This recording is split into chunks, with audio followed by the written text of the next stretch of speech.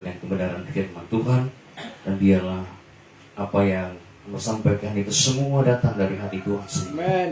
Terima kasih Bapa di surga. Terima kasih. Kami mengucap syukur, siap dengar firman Tuhan. Haleluya. Amin. Ya, shalom Bapak Ibu Saudara. Luar biasa, hari ini kita masih boleh ada dan kita bersyukur tentunya. Setiap waktu yang kita jalani adalah waktu yang tentunya ajaib, waktu yang dari Tuhan. Amin. Kita harus syukuri semua itu, dan setiap waktu, hari-hari yang kita lewati harusnya menjadi hari-hari di mana kita terus bertumbuh. Amin. Di dalam Tuhan. Setiap waktu yang kita lewati adalah waktu-waktu di mana kita terus berbenah. Amin. Berbenah, menyiapkan diri kita untuk menyambut kedatangan Tuhan Yesus pada kali yang kedua tentunya, yang sudah tidak lama lagi waktunya. Hari-hari ini mungkin banyak sekali orang yang sibuk dengan aktivitas mereka sendiri, dengan kesibukan mereka sendiri. Tapi biarlah kita anak-anak Tuhan, bukan itu, amin, yang kita lakukan. Tapi yang utama adalah bagaimana kita mengejar Tuhan, mengejar hati Tuhan, dan terus berbenah sehingga waktu Tuhan datang untuk mengambil kita, untuk menjemput kita, kita sudah siap. Amin. Kita sudah istilahnya sempurna di hadapan Tuhan. Tidak ada lagi cacat dan celah yang ada dalam kehidupan kita. Haleluya. Mari baik saudara, kita siapkan Alkitab kita baca kitab Matius pasal yang ketiga. Di sini kita akan belajar tentang satu khotbah yang disampaikan oleh Yohanes Pembaptis. Yohanes Pembaptis ini tentunya kalau kita lihat latar belakangnya adalah seorang yang dari keluarga yang takut Tuhan. Bapaknya bernama Zakaria, ibunya bernama Elizabeth. Mereka adalah orang-orang yang takut Tuhan. Dan bahkan saudara tahu Yohanes Pembaptis ini lahir pada saat ibunya ya tentunya ada masalah sebenarnya. Dia tidak bisa punya anak, ya keluarga tidak punya anak, tapi Tuhan datang melalui Nabi melalui seorang malaikat bicara kepada Zakaria di bait Allah bahwa dia akan memiliki seorang anak, dan akhirnya lahirlah Yohanes, dan Tuhan memakai kehidupannya jadi berkat. Ya walaupun tidak lama usianya, ya, tapi Yohanes Pembaptis seorang yang dipakai Tuhan luar biasa dan jadi berkat buat banyak orang. Bahkan dialah seorang yang membaptis Tuhan Yesus sendiri di Sungai Yordan. Mari kita lihat firman Tuhan ini, Matius 3 ayat 1 sampai ayatnya yang ke-12. Matius 3 ayat 1 sampai ayat 12. Ada beberapa hal yang kita akan pelajari di sini. Haleluya, ini menjadi pesan Tuhan buat kita hari ini, jemaat Tuhan, dan juga jemaat Tuhan yang ada di tempat ini dan juga di mana saja sedang menyaksikan khotbah secara langsung atau juga melalui rekamannya. Mari kita dengarkan firman Tuhan baik-baik. Saya akan bacakan. Judulnya di situ Yohanes Pembaptis. Pada waktu itu tampillah Yohanes Pembaptis di padang gurun Yudea dan memberitakan, bertobatlah sebab kerajaan surga sudah dekat. Sesungguhnya dialah yang dimaksudkan Nabi Yesaya ketika ia berkata, ada suara orang yang berseru-seru di padang gurun, persiapkanlah jalan untuk Tuhan, luruskanlah jalan baginya. Yohanes memakai jubah bulu unta dan ikat pinggang kulit, dan makanannya belalang dan madu hutan. Maka datanglah kepadanya penduduk dari Yerusalem, dari seluruh Yudea, dan dari seluruh daerah sekitar Yordan. Lalu sambil mengaku dosanya mereka dibaptis oleh Yohanes di Sungai Yordan. Tetapi waktu ia melihat banyak orang Farisi dan orang Saduki datang untuk dibaptis, berkatalah ia kepada mereka, hai kamu keturunan ular beludak, siapakah yang mengatakan kepada kamu bahwa kamu dapat melarikan diri dari murka yang akan datang? Jadi hasilkanlah buah yang sesuai dengan pertobatan, dan janganlah mengira bahwa kamu dapat berkata dalam hatimu, Abraham adalah bapa kami. Karena aku berkata kepadamu, Allah dapat menjadikan anak-anak bagi Abraham dari batu-batu ini. Ayat 10. Kapak sudah tersedia pada akar pohon, dan setiap pohon yang tidak menghasilkan buah yang baik pasti ditebang dan dibuang ke dalam api. Aku membaptis kamu dengan air sebagai tanda pertobatan, tetapi Ia yang datang kemudian daripadaku lebih berkuasa daripadaku, dan aku tidak layak melepaskan kasutnya. Ia akan membaptis kamu dengan Roh Kudus dan dengan api. Alat penampis sudah di tangannya. Ia akan membersihkan tempat pengerikannya dan mengumpulkan gandumnya ke dalam lumbung, tetapi debu jeraminya itu akan dibakarnya dalam api yang tidak terpadamkan. Haleluya, puji Tuhan. Ini firman Tuhan bagi kita hari ini. Saudara, ada beberapa hal yang menarik untuk saya ingin sampaikan buat kita yang tentunya Tuhan taruh di hati saya. Yang pertama, dari konteks firman Tuhan ini kita bisa belajar bahwa dari ayat-ayat ini kita bisa mendapat seruan dari surga sebenarnya melalui Yohanes Pembaptis untuk bertobat. Amin. Tema utama dalam khotbah Yohanes ini adalah pertobatan. Yohanes sudah berkata begini, bertobatlah sebab kerajaan surga sudah dekat. Dan itu juga lah yang Yesus pernah sampaikan ketika Yohanes Pembaptis ditangkap.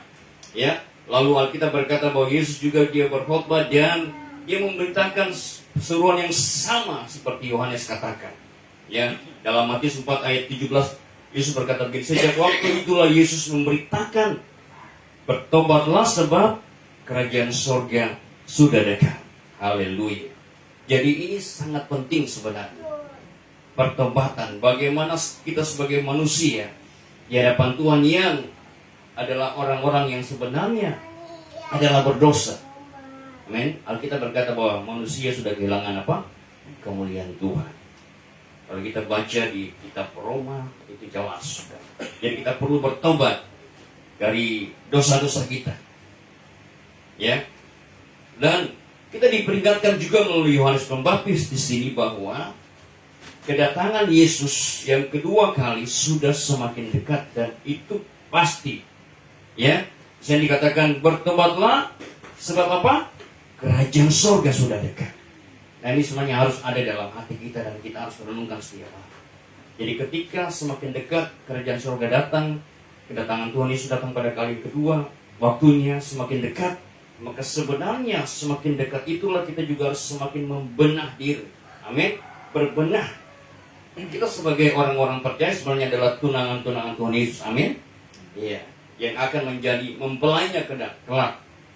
Biasanya saudara, dalam kehidupan orang manusia di bumi ini, sebelum orang menikah biasanya orang bertunangan dulu. Iya kan? Iya. Mengikat sebuah tali pertunangan. Kalau sudah tunangan itu belum menikah, tapi itu berarti artinya bahwa orang itu sudah milik si A, si B gitu. Jadi tidak bisa lagi kemana-mana dengan laki-laki lain atau perempuan lain. Dia sudah diikat dalam sebuah pertunangan, dan pada waktunya nanti dia akan dijemput oleh sang pria ya untuk menjadi istri. Saudara, gereja Tuhan, kita orang percaya hari ini adalah tunangan-tunangan Tuhan. Kita sedang dipersiapkan Tuhan untuk menuju kepada masa persiapan, masa di mana satu hari kelak Tuhan Yesus datang kembali dan menjemput kita sebagai mempelai wanita. Ya, kalau kita bilang mempelai wanita sebagai gereja Tuhan, mungkin di luar sana orang nggak mengerti. Ya? Tapi kita gereja Tuhan, orang Kristen harus mengerti hal ini. Di luar sana mereka pikir, wah, masa mau jadi istrinya Tuhan ya. Itulah orang-orang yang tidak mengerti firman. Amin. Kita adalah orang-orang yang harus menyiapkan diri dengan baik supaya waktu Yesus datang pada kali yang kedua, yang saya yakin sekali bahwa waktunya itu sudah semakin dekat sekali. 2000 tahun yang lalu saja Tuhan sudah bicara hal ini. Berarti sudah 2000 tahun lewat, itu artinya sudah semakin dekat. Bayangkan sudah 2000 tahun yang lalu Yesus bicara ini, Yohanes bicara ini. Dan orang mungkin hari ini mengejek, katanya sudah dekat Tuhan mau datang. Kapan? Justru saudara, kalau Tuhan belum datang itu artinya kita yang masih ada saat ini diberikan kesempatan untuk menyiapkan diri dengan baik. Amin. Ya. Kita siapkan diri dengan baik. Bukan hal-hal yang jasmani saja yang kita siapkan. Untuk masa depan kita mungkin, untuk sekolah kita, untuk karir kita ke depan, bukan itu saja. Itu enggak terlalu penting. Walaupun itu juga wajib. Tapi yang paling penting, yang utama adalah menyiapkan diri dengan hidup benar di hadapan Tuhan, supaya kita dijemput Tuhan, kita berpakaian kekudusan. Ya, saudara pernah dengar cerita Yesus ketika dia menceritakan sebuah perumpamaan di mana ada orang-orang yang diundang datang dalam perjamuan kawin, dan mereka akhirnya ditolak, diusir karena mereka tidak memakai pakaian pesta. Mereka dihalau pergi. Nah, saudara, kalau Tuhan datang dan dia tidak melihat kita menggunakan pakaian pesta, ya pakaian dalam artinya itu dalam kekudusan, ya kita justru dalam dosa, dan kita akan tidak layak akan diterima, tidak layak untuk masuk dalam kerajaan surga. Nah, jadi yang pertama ini kita belajar tentang pertobatan, ya, dan kita diperingatkan bahwa Yesus Kristus Tuhan sudah semakin dekat waktunya untuk datang. Dunia ini ibaratnya sebenarnya seperti telur di ujung tanduk, ya, sebentar saja itu bisa lenyap. Saya percaya seperti Alkitab katakan bahwa ada waktunya nanti Tuhan menjemput saleh-salehnya sebelum masa yang sukar itu datang, saudara. Ya, masa antikris yang begitu luar biasa mengerikan. Alkitab sudah katakan bahwa gereja Tuhan akan diangkat. Amin. Siapa yang mau tinggal dalam masa nihaya? Itu mengerikan sekali, saudara. Kalau saudara baca baik-baik firman Tuhan, itu mengerikan. Orang mau mati pun juga tidak bisa. Saudara, kalau tidak diangkat Tuhan, kalau ada masa pengangkatan terjadi, kita akan masuk dalam masa antikris. Itu masa yang mengerikan. Nanti tidak ada waktu yang lain kita akan bicara tentang hal ini, saudara. Itu waktu masa yang mengerikan. Ya, dunia akan dikuasai dengan metode cara-cara di luar Tuhan. Ya, dan orang harus menyembah yang namanya penguasa tunggal itu yang datang ke dunia ini. Ya, dalam wujud manusia tentunya. Ya, hari ini kita mungkin belum merasakan, tapi sistemnya sudah mulai ke sana. Ya, dan kalau orang tidak menyembah, ya, hal yang disuruh sembah, maka terjadi penyiksaan yang luar biasa. Jadi saudara, mari kita siapkan diri kita dengan baik untuk menantikan waktu Tuhan itu. Ya, Yohanes bilang, bertobatlah sebab kerajaan surga sudah dekat. Yang kedua, saudara, bahwa kita juga sebagai orang-orang yang hari-hari hidup di dunia ini, siapapun kita juga sadar tentunya bahwa kita ini adalah orang-orang yang berdosa sebelumnya. Kalau kita hari ini sudah diselamatkan Tuhan, sudah hidup baru, itu sebenarnya kita dulunya adalah manusia yang berdosa. Karena kita bilang manusia sudah kehilangan kemuliaan Allah. Dalam Roma pasal 23 berkata begini, karena semua orang telah berbuat dosa dan telah kehilangan kemuliaan Allah. Ini yang manusia perlu sadar. Dan kita harus datang bertekuk lutut di hadapan Tuhan, mengaku segala dosa kita, dan menanggalkan semua hal yang lama itu dan kita ikut Tuhan, ya. Jadi manusia harus sadar itu. Tapi hari-hari ini yang mengerikan, yang menyedihkan bahwa tidak banyak orang yang sadar akan hal itu. Mereka masih terus dengan berbuat dosa. Mereka masih terus dengan hal-hal yang penuh dengan kedagingan, pesta pora dan lain sebagainya. Ini yang menyedihkan. Dan di balik semua itu tentunya ada pekerjaan setan di dalamnya. Ketika orang manusia masuk dalam hal-hal yang duniawi saja, mereka kejar hal-hal yang penuh dengan kedagingan, sebenarnya di balik semua itu ada pekerjaan setan di dalamnya. Ya, dan kita harus sadari hal ini. Jangan sampai kita terjebak dengan tipuan setan. Alkitab berkata bahwa iblis ini sebagai apa? Penipu. Ya, dialah bapa pendusta. Makanya kalau kita tidak mau ditipu oleh setan, masuk dalam jebakan setan, kita harus berjalan bersama dengan Tuhan terus-menerus. Kita harus semakin mendekat kepada Tuhan. Amin, mencari wajahnya setiap hari. Baca Alkitab setiap hari. Merenungkannya. Berdoa. Pagi-pagi bangun bukan yang lain dulu yang dibaca. Amin. Mata kita harus melihat firman dulu. Telinga kita harus lebih dengar lebih dahulu firman Tuhan sebelum hal yang lain kita dengar. Bahkan sebelum tidur juga kita mesti baca Alkitab, kita perlu dengar firman Tuhan. Sehingga apa yang masuk terakhir kali dalam telinga kita, dalam hati kita, itu juga akan membuat kita lebih nyaman untuk tidur sebenarnya. Iya kan? Kalau hal-hal dunia yang kita masuk dalam telinga kita Hati kita di saat kita tidur bisa saja kita akan tidak bisa tidur dengan nyenyak. Kita akan mimpi yang aneh-aneh dan sebagainya. Ya, jadi komitmen untuk hal ini, saudara. Bangun pagi, mau tidur, doa dan baca kitab itu harus sebenarnya. Ya, kalau tidak kita akan mengalami hal-hal yang begitu berat dan kita akan kalah dalam hal itu. Setiap hari adalah masa-masa peperangan sebenarnya. Setiap hari orang Kristen masuk dalam masa peperangan. Jadi kalau kita tidak tunduk taat sama Tuhan, kita datang sama Tuhan pada pagi hari, kita akan kalah berperang pada siang hari. Saudara lihat banyak orang Kristen akhirnya kan jatuh bertumbangan. Dan salah satu alasan yang terbesar adalah mereka jauh dari Tuhan. Mereka jauh dari Tuhan. Dan bahkan kalau saudara lihat, kebanyakan orang Kristen nggak mau ke gereja. Kenapa? Ada masalah. Ada hal yang mengikat mereka, dosa, dan mereka tidak bisa. Seperti mau ke gereja mereka tidak bisa. Ya, karena ada yang mengikat mereka. Bagaimana mau berdoa kepada Tuhan kalau mereka ada dalam keadaan yang berdosa dan lain sebagainya.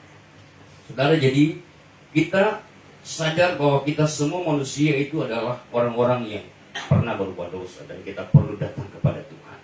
Ya, dan kita mau mengakuinya di hadapan Tuhan. Lalu setelah itu kita akan dibaptis. Banyak orang sekedar kalau karena mau menikah, ya kan? Karena mungkin mau urus apa-apa, sudah baptis supaya dapat saudara baptisan begitu. Padahal belum sungguh-sungguh bertobat. Harusnya yang sebenarnya adalah bertobat dulu, amin. Lalu dibaptis. Karena kita kan bilang seperti itu kan. Di dalam Matius 3:5-6 itu dikatakan begini. Maka datanglah kepadanya penduduk dari Yerusalem, dari seluruh Yudea dan dari seluruh daerah sekitar Yordan. Mereka datang kepada Yohanes. Lalu sambil mengaku dosanya, ya kan? Jadi mereka sebelum dibaptis itu mengaku dosa dulu. Sambil mengaku dosanya mereka dibaptis dan oleh Yohanes di Sungai Yordan. Jadi buat saya pribadi sebagai hamba Tuhan ya tentunya kalau kita mau baptis orang, kami harus baptis orang, harusnya orang-orang itu harus bertobat dulu, ya kan? Bertobat dulu baru kau baptis. Tidak harus kau buru-buru baptis. Apa gunanya kau belum bertobat terus dibaptis? Biar mau baptis 10 kali juga sampai di Sungai Yordan sana, kalau tidak bertobat ya percuma juga baptisan itu. Itu artinya kita main-main saja. Ya, jadi pertobatan itu harus mengawali dulu semuanya. Kita mengaku dosa di hadapan Tuhan, lalu kita dibaptis. Dan baptis itu kan sebagai tanda pertobatan, tanda kita hidup baru, kita masuk dalam air, ya kita disucikan, yaitu lambang atau gambaran tentang penyucian begitu. Lalu kita keluar dari air dan kita mengalami hidup yang baru. Air itu menyucikan kita dari segala dosa, itu gambaran saja. Sebenarnya yang menyucikan kita bukan air itu yang kita pakai baptis, ya kan? Tapi darah Yesus. Amin. Firman Tuhan. Itulah yang membersihkan kita segala pelanggaran kita.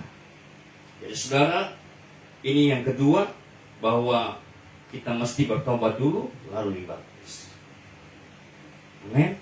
Nah, baru-baru ini kita lakukan pelayanan prabaptisan dan saya bilang kepada salah seorang bahwa kau harus beres dulu baru baptis.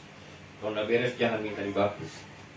Kalau masih hidup dalam dosa, hidup dalam hubungan yang tidak benar dengan laki-laki atau perempuan, bereskan dulu itu, baru kau dibaptis. Percuma, kau baptis baru masih begitu. Nah, ini bahaya buat kami tentunya adalah jahat di mata Tuhan. Jadi itu syaratnya tentu. Nah, yang ketiga saudara, dari kebenaran firman Tuhan yang kita baca ini, kalau kita baca ayat 7 dan 8, coba kita ulang sekali lagi baca ayat 7 dan 8, dikatakan begini. Tapi waktu ia melihat, ini Yohanes melihat ya, banyak orang Farisi dan orang Saduki datang untuk dibaptis. Berkatalah ia kepada mereka, hai kamu keturunan ular beludak. Waduh, betapa kerasnya ya Yohanes ngomong seperti itu. Hai kamu keturunan ular beludak. Bayangkan saudara, kalau saudara mau baptis, baru orang pendeta bilang, hei kau keturunan ular beludak. Pasti saudara akan marah sekali. Siapakah yang mengatakan kepada kamu bahwa kamu dapat melarikan diri dari murka yang akan datang? Ayat 8. Jadi hasilkanlah buah yang sesuai dengan pertobatan. Nah Nah, saudara, dibaptis itu adalah hal yang baik. Kalau kita dibaptis, itu hal yang baik dan itu perintah Tuhan tentunya. Amin. Itu perintah Tuhan. Ya, tapi tidak cukup sampai di situ saja. Amin. Ada orang hanya puas sampai ya sudah dibaptis, wah senang, wah bergembira, ya dan bangga begitu. Ya, akhirnya bikin pesta, bikin acara di rumah ibadah dan lain sebagainya. Jangan puas sampai di situ saja. Tapi yang Alkitab ajarkan lewat apa yang kita baca hari ini adalah kita mesti apa? Menghasilkan buah. Ya. Tidak cukup hanya dikatakan dibaptis lalu sudah selamat begitu. Tapi yang terpenting adalah sebagai orang percaya, gereja Tuhan harus menghasilkan buah dari pertobatan kita itu. Orang yang bertobat nyatanya kelihatan dari apa? Buah yang dihasilkan. Orang yang dibaptis belum tentu bertobat. Tapi orang yang sudah menghasilkan buah-buah roh dalam hidupnya, wah itu berarti sudah ada tanda-tanda bahwa dia adalah orang yang sudah bertobat dan lahir baru. Karena semuanya kan kelihatan dari buah. Kalau tidak ada buah berarti pertobatan kita sangat-sangat diragukan tentunya. Pengiringan kita kepada Tuhan yang mungkin setiap minggu kita rajin ibadah, pelayanan, tapi kita tidak punya buah dalam hidup ini, kita akan tidak ada artinya sama sekali. Ya. Nah, saudara, Yohanes bilang kan kepada orang-orang yang datang baptis itu, orang-orang Farisi, orang Saduki, bahkan dengan keras dia berkata, "Hai kamu keturunan ular beluda." Karena mereka apa? Mereka hanya ingin dibaptis saja. Sekedar mau dibaptis saja, tapi mereka tidak menghasilkan buah yang benar. Nah, sekarang saudara, sebenarnya kita juga harus belajar dari hamba Tuhan yang bernama Yohanes ini. Sebagai hamba Tuhan kita belajar. Kita tidak mudah seharusnya melayani orang dalam baptisan.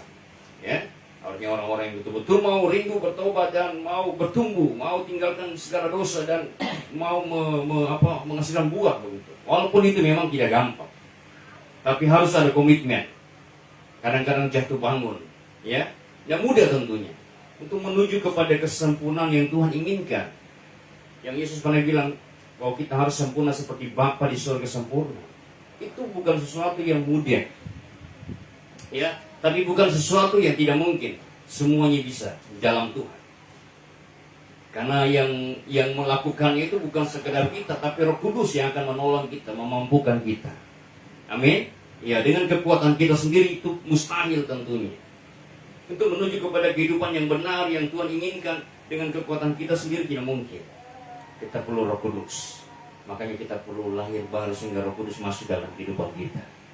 Dan terus mulai hari itu kita akan terus dibenak, diajar, dididik, diproses. Walaupun mungkin sempat jatuh, tapi kita sadar, wah ini tidak boleh seperti ini. Kita bangkit lagi. Dan tidak boleh sengaja untuk jatuh tentunya. Banyak orang yang sengaja untuk jatuh. Berulang-ulang kali. Jatuh, bangun, jatuh, bangun. Iya. Seperti lagu dangdut, jatuh bangun aku mengejarmu. Iya. Mengejar manusia sampai jatuh bangun. Hari itu lagu dangdut bilang seperti itu ya. Kalau untuk Tuhan dia mau jatuh bangun, dia mau susah. Nah ini mengerikan ya. Mau untuk hal-hal yang jasmani orang mau jatuh bangun, tapi untuk Tuhan tidak mau sungguh-sungguh. Nah saudara, jadi harus komitmen, amin, untuk terus berjalan bersama dengan Tuhan, untuk terus menghasilkan buah yang diinginkan Tuhan. Makanya Yohanes bilang begini, jadi hasilkanlah buah yang sesuai dengan pertobatan. Saudara, orang percaya, saudara orang sebagai orang Kristen yang sudah dewasa pasti tahu ya, apa itu artinya buah. Ya, buah pertobatan. Yang Tuhan inginkan adalah buah yang kita hasilkan ya. Seperti seorang petani kalau dia tanam sesuatu, ya tanaman begitu, mangga, pohon apalah begitu, cabai dan lain sebagainya. Yang diinginkan dari pohon itu adalah buahnya. Seorang petani tidak akan senang kalau dia hanya tanam lalu subur, daunnya hijau tapi tidak punya buah. Nah, saya percaya Bapa kita di surga juga menginginkan kita ketika dia taruh kita di bumi ini dan kita percaya bahwa bukan kebetulan kita ada di bumi di dunia ini. Dia menginginkan kita untuk bertumbuh dan berbuah. Amin. Dan sebenarnya kesempatan yang Tuhan kasih kesempatan kita untuk bertumbuh dan berbuah. selalu ada. Tapi kadang-kadang manusia tidak menggunakan kesempatan yang ada itu dengan benar. Alkitab bilang gunakanlah waktumu dengan benar. Amin. Jangan sia-siakan waktu kita ini. Sekarang masih saja kalau kita coba renungkan waktu yang sekarang ini sudah di November pertengahan. Sedikit lagi kita masuk Desember dan 2022 kita akan masuk. Waduh, waktunya begitu cepat berjalan. Rata-rata kita sudah umur sekian. Waduh, mari kita renungkan apa yang kita sudah buat untuk Tuhan. Sedikit lagi kita dipanggil Tuhan mungkin. Iya kan? Siapa yang tahu? Apalagi orang yang sudah umur sekian puluh tahun, ya, itu sudah waktu-waktu dekat untuk dipanggil Tuhan. Itu biasanya seperti itu. Karena manusia memang terbatas kekuatannya. Tidak banyak orang yang bisa hidup sampai 80 tahun, 90 tahun hari-hari ini. Ya, kalau kita dengar berita kematian di mana-mana, yang meninggal kebanyakan adalah orang-orang yang di bawah mungkin 50, 40. Malah yang usia-usia tua jarang sekali kita dengar meninggal. Ya. Yang banyak tiap hari kita dengar berita meninggal orang muda karena sakit, kecelakaan dan lain sebagainya, saudara. Ya, jadi mari kita hasilkan buah yang Tuhan inginkan itu. Jangan sampai kita terlambat. Saudara di luar sana yang dengar khotbah ini, Tuhan inginkan bahwa ketika Dia datang menjemput kita punya iman, kita punya buah. Alkitab bilang begini, kalau anak manusia datang ke bumi ini, apakah dia menemukan iman di bumi ini? Haleluya.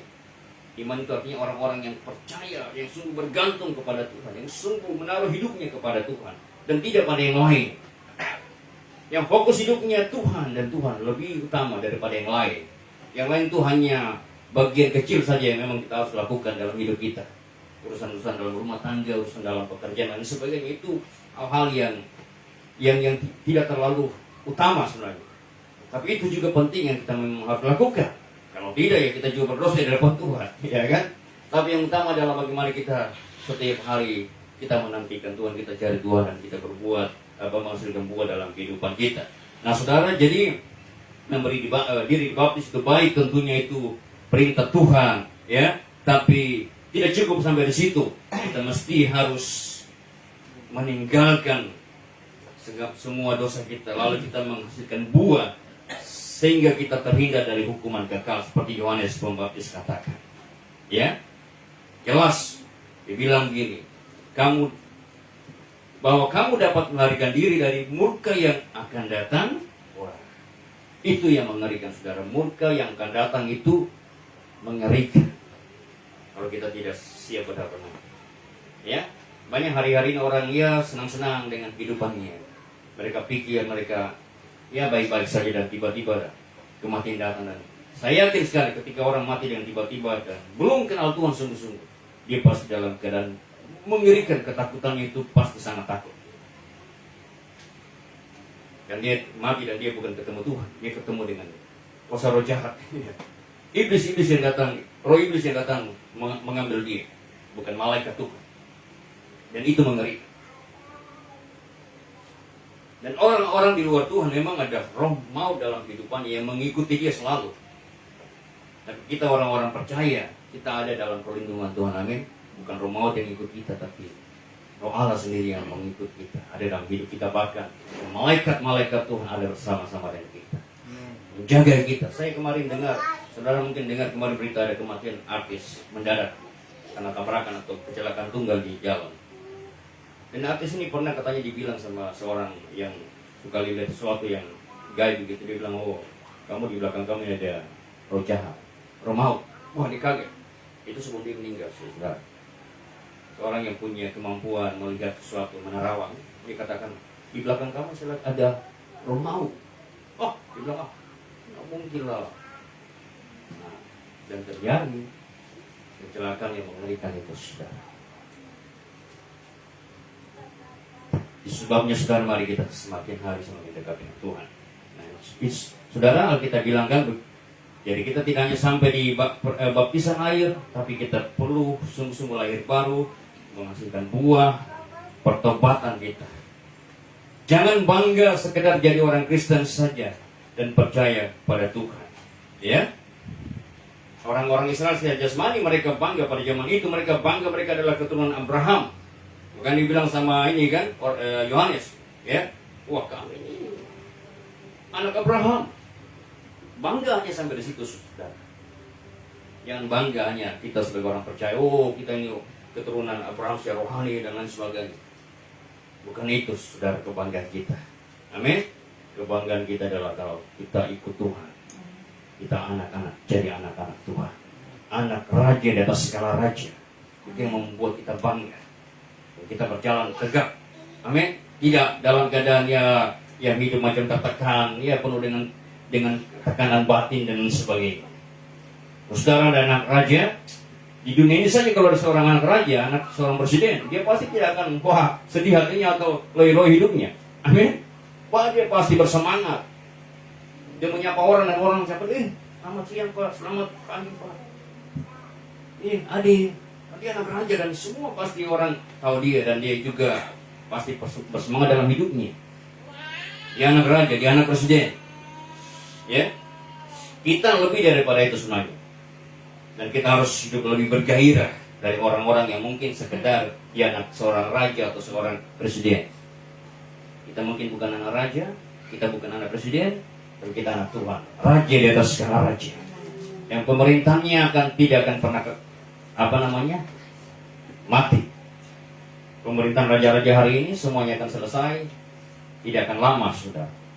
Tapi Raja kita Yesus Kristus, Tuhan, kerajaannya kekal selama-lamanya. Dan Alkitab berkata yang jelas bahwa kita akan memerintah bersama-sama dengan Dia. Haleluya. Amin. Siapa ingin memerintah bersama-sama dengan Tuhan? Kalau zaman sekarang ada di Indonesia, ada Presiden Jokowi, di bawahnya ada menteri-menteri yang sama-sama memerintah bersama dengan Dia. Wah, luar biasa. Ada gubernur yang memerintah di daerah-daerah. Nah, kita juga akan menjadi pemerintahnya Tuhan, di bawah naungan otoritas Tuhan sendiri yang sebagai penguasa tunggal. Kita akan ikut memerintah bersama-sama. Ini luar biasa, sudah. Dan orang-orang yang memerintah bersama dengan Tuhan kelak adalah orang-orang yang memang sudah siapkan diri dengan baik. Iya kan? Tidak semua hari ini di dunia ini orang-orang menjadi pemerintah, yang duduk di pemerintahan. Tidak semua. Mereka adalah orang-orang hebat. Di presiden contoh, di menteri, di kabinet atau di DPR, itu pemerintah juga. Itu orang-orang hebat, itu orang-orang pintar tentunya. Mereka bukan orang-orang bodoh yang ada di situ. Mereka pintar, mereka harus buat undang-undang dan sebagainya. Itu orang-orang hebat. Nah, orang-orang yang akan memerintah bersama dengan Tuhan juga adalah harusnya orang-orang hebat. Amin. Iya, hebatnya bukan karena dia sekolah tinggi, bukan. Hebatnya kalau dia menghasilkan buah yang lebat di hadapan Tuhan. Itulah orang-orang hebatnya Tuhan. Nah, saudara, berikutnya kalau kita baca Matius 3:11, di sana dikatakan begini. Aku membaptis kamu dengan air. Itu kata Yohanes, ya. Aku membaptis kamu dengan air sebagai tanda pertobatan. Tetapi ini maksudnya Yesus, yang datang kemudian daripadaku lebih berkuasa daripadaku, dan aku tidak layak melepaskan kasutnya. Ia akan membaptiskan kamu dengan Roh Kudus dan dengan api. Saudara, saya mau katakan begini, bahwa dibaptis Roh Kudus dan api yang dari Tuhan itu adalah hal yang mutlak harus kita alami. Jangan hanya puas sampai di baptisan air, tapi kita juga harus beroleh baptisan Roh Kudus. Amin. Dan kita berkata tanda pertama orang dibaptis Roh Kudus adalah dia berbahasa roh. Berbahasa roh. Dan setelah itu dia terus dipulihkan, dibaharui terus menerus. Kita mesti minta baptisan api Roh Kudus buat hidup kita. Amin. Iya. Karena itulah yang menggairahkan kita dari dalam. Kalau hanya sebatas baptisan air, tentunya itu Tuhan tidak inginkan. Kita mesti mengalami baptisan Roh Kudus seperti kata Yohanes membaptis. Yohanes hanya membaptis dengan air, tapi yang membaptis kita dengan api dan dengan Roh Kudus adalah Yesus Kristus sendiri. Itu kata Yohanes di sini. Ya kan? Aku membaptis kamu dengan air sebagai tanda pertobatan, tapi Ia yang datang kemudian daripadaku lebih berkuasa daripadaku, dan aku tidak layak melepaskan kasutnya. Ia akan membaptiskan kamu dengan Roh Kudus dan dengan api. Dua hal ini yang kita harus alami, dibaptis Roh Kudus dan dengan api. bukan api yang di belakang dapur sana, ya kan? Ini api Tuhan dengan firman Tuhan. Ya, saudara, kalau orang ada dekat api dia pasti panas, ya kan? Ada sesuatu yang mendekat ke api dia terbakar. Nah, ketika kita dekat dengan api Tuhan, kita akan punya gairah tentunya. Amin. Mendidih, punya semangat untuk mencari Tuhan dalam keadaan susah apapun. Bahkan ketika kita ditekan, kita diejek, kita mungkin diperlakukan tidak baik, dibully dan sebagainya, kita tetap maju, melangkah. Amin. Tidak mundur. Jangan karena kata-kata manusia kita mundur lalu kita betul ya saya begini. Jangan, itu berarti orang yang belum punya api Tuhan, ya. Tapi orang punya api Tuhan, dia akan tetap semangat mencari Tuhan. Meskipun dia diejek, dihina dan sebagainya, diperlakukan tidak baik, dia tetap semangat, punya gairah mencari Tuhan. Ada lagu berkata, mendidih di hati, mendidih di hati. Wah, kalau saudara pernah masak air, rebus air, kalau air itu mendidih, apa yang terjadi di situ? Pasti panas dan berbunyi kan? Beda dengan air dingin di dalam kuali, dengan air yang sudah mendidih di kuali, beda dia punya kan? Nampak, kelihatan dan bunyinya. Yang tidak dimasak, yang tidak panas, yang tidak mendidih, tidak ada bunyi di situ. Amin? Tidak ada bunyi. Jadi orang Kristen yang nggak ada bunyinya. Dalam tanda petik, itu orang Kristen yang bagikan hanya air yang semangkok air yang dingin saja, bahkan mungkin mau beku begitu. Tapi orang-orang Kristen yang mendidih, bagikan air yang mendidih, dia pasti berbunyi, dia pasti berbuat sesuatu untuk Tuhan, dia pasti mau berkorban untuk Tuhan.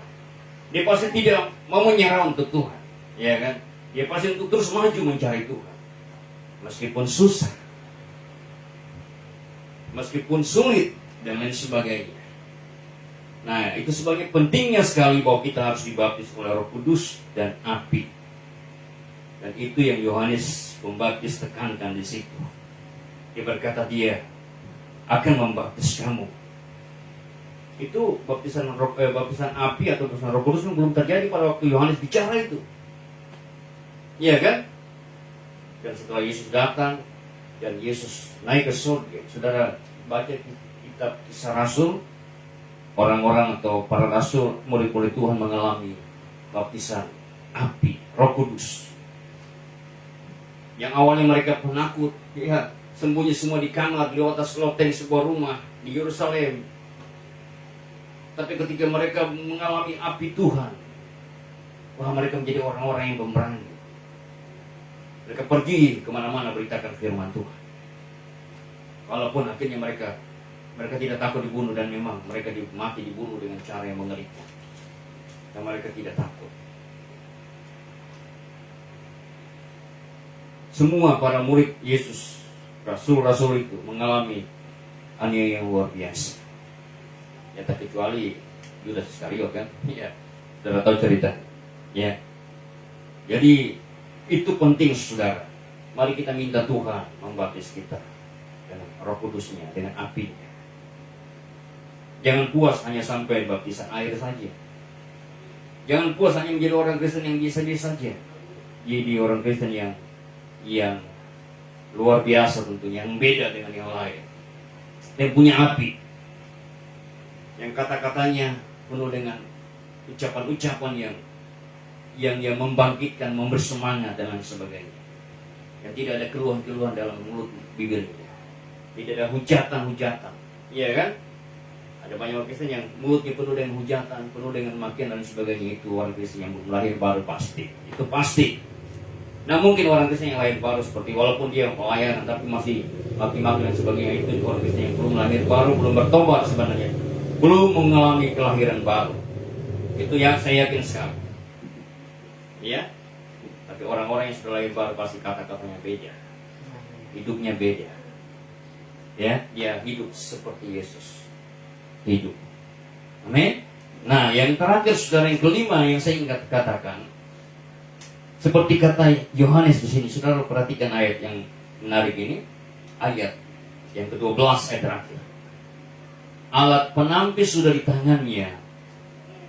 Dia akan membersihkan tempat pengerikannya dan mengumpulkan gandumnya ke dalam lumbung. Tetapi apa? Debu jerami itu akan dibakarnya dalam api yang tidak terpadamkan. Nah, saudara, kita harus menjadi seperti gandum. Amin. Bukan jerami. Gandum itu dengan jerami nampak dari luar sama, dari kejauhan sama, ya kan? Tapi yang membedakannya adalah bahwa gandum itu punya isi, ya kan? Jerami tidak punya isi. Kalau kita di Indonesia mungkin nggak terlalu kenal gandum, kita mungkin padi. Padi dan ilalang itu kan hampir sama bentuknya dari jauh kan? Tapi yang membedakannya adalah padi itu punya isi. Di dalamnya ada beras. Di dalam, dan beras itulah yang jadi nasi yang kita makan setiap hari. Nah, saudara, kita harus menjadi seperti gandum yang berisi tentunya, bukan seperti jerami atau rumput kering. Dan Alkitab berkata jelas dalam ayat ini bahwa gandum itu akan dikumpulkannya. Yang kumpulkan siapa? Yang mengumpulkan siapa? Yesus sendiri. Amin. Ya, kan di sini kan dibilang gandumnya, yang ini huruf besar, berarti Tuhan sendiri. Dia akan kumpulkan gandumnya itu setelah melalui proses pembersihan dan lain sebagainya.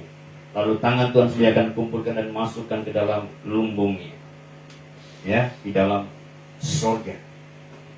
Tapi jerami, debu jerami ini yang dari isi dikumpulkan juga lalu dibakar dalam api yang tidak terpadamkan. Nah, saudara-saudara, garis bawah ini bilang dalam apa? Kata api yang tidak terpadamkan. Di dunia ini mungkin ada tempat-tempat di mana ada api yang mungkin tidak padam, saudara. Seperti di tempat-tempat di mana gunung berapi ada, gitu. Ya, tapi kadang-kadang juga padam juga. Tidak ada api yang tidak padam di dunia ini.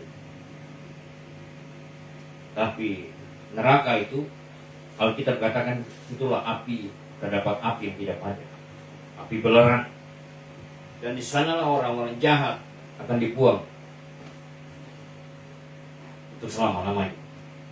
Ya, orang-orang pengikut setan. Ya. Setan akan dibuang ke sana bersama dengan para pengikutnya tentunya. Jadi kalau kita hidup menurut apa kata setan, ya maka kita akan dibuang juga bersama-sama dengan setan di sana. Apakah Tuhan jahat? Tidak tentu. Tuhan sudah ingatkan kepada kita. Amin. Tuhan sudah beri waktu, bahkan dia bicara 2000 tahun yang lalu, saudara. Berarti ada waktu yang panjang sekali untuk dunia ini berbenah. Manusia berbenah, menyiapkan diri dengan baik. Tapi kalau tidak, selesai sudah. Nah, saudara, jadi kita harus mesti seperti gandum. Ya, gandum ini berisi bicara tentang buah-buah yang kita harus hasilkan. Iya kan? Gandum ini punya isi, artinya kita mesti punya buah pertobatan, buah pelayanan, buah-buah roh. Tinggal itu yang kita harus lakukan, saudara. Kita mati untuk melayani Tuhan juga. Sesuai dengan apa yang kita bisa lakukan, kita lakukan bagian kita. Dan harus khotbah tentunya. Dan jadi pendeta semuanya. Ya, bahaya, saudara. Kalau orang semua ini jadi pendeta sudah di sini, maunya di sini lagi, maunya semua diambil. Wah, ini gawat sekali, saudara. Bahaya. Iya kan? Tuhan memang panggil kita di banyak tempat.